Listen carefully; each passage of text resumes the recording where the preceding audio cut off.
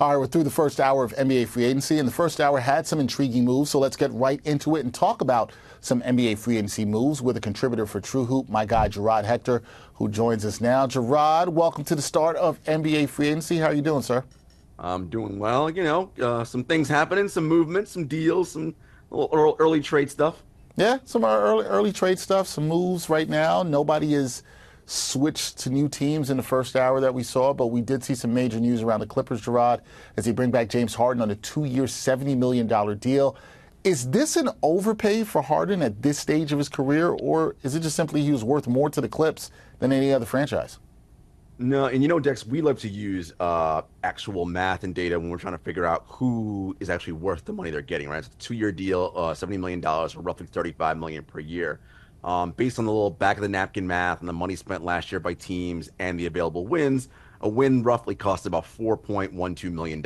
Harden was 9.4 in estimated wins last year on dunks and threes.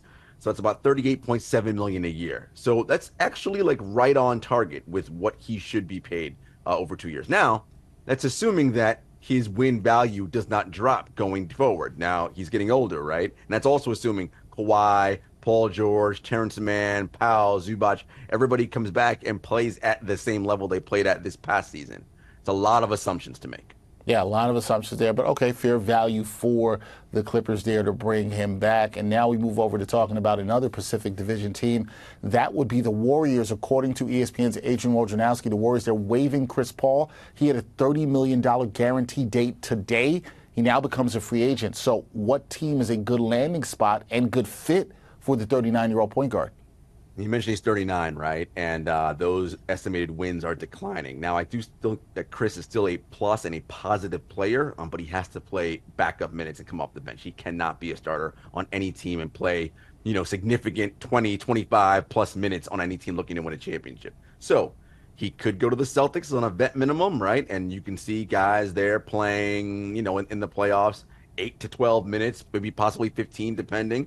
Nuggets. He can go there, again, spot start duty, but mostly off the bench backing up there if he wants a ring. The Mavericks also need a backup playmaker, so he's someone there. And again, because the main guys on those teams, Dex, are going to play the bulk of the minutes. So it's can he do 8 to 12, maybe 15, and can he spot start if an injury happens? But again, you do not want lengthy time and minutes done with this man because he's not at the stage where he can do that anymore. Yeah, and it hasn't shown the durability in recent years. But those teams you mentioned, the Nuggets, the Celtics, seems like they could be good landing spots for Chris Paul. Now, keeping it with the Warriors, we saw reports on Saturday about Klay Thompson's time with the Warriors coming to an end. And now there's reports that the shooting guard plans to have discussions with the Mavericks, the Lakers, the Clippers, and the Sixers right now at the start of free agency.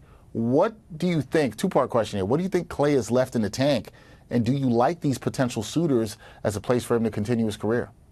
I mean, in theory, Dexter, he's still a 3-and-D type of player. In theory. The defense has not been good for several years now. Remember, he's coming off 2 injuries in 2020, 2021, 2 debilitating injuries.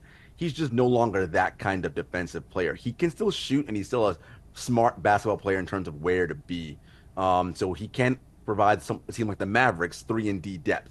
They do have the taxpayer mid-level exception, about $16 million. And look, that's the neighborhood that Klay needs to be in. I know he wants to get paid $25 million, 4 years, $100 million. I would not do any long-term 4-year deal with him because I don't think it's worth it. So the Mavericks could work. The Clippers could also work. They're a luxury tax team, so they do have the taxpayer mid-level. And the Lakers are intriguing because there's the story there about being where his dad was, right? Michael Thompson, former Laker legend, won a championship. He broadcast their games.